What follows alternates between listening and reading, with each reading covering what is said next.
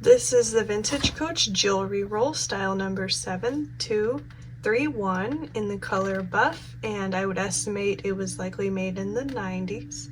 So this is a jewelry roll that is made out of suede, and it does have a tie closure here, as you can see. So when we untie it, we can open it up.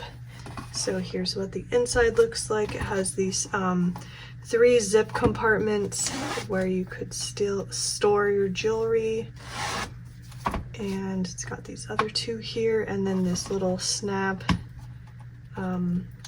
area as well. And then it also has the Coach cartouche stamped here, right in the suede on the bottom of the interior. And then I'll turn it over and show you. This is what the outside looks like. So we would just roll it up again like so.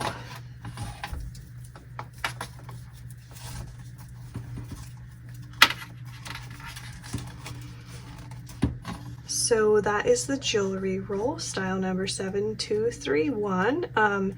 This is just a great option, especially if you want to travel and take some jewelry with you, or if you just want to store the jewelry at your home.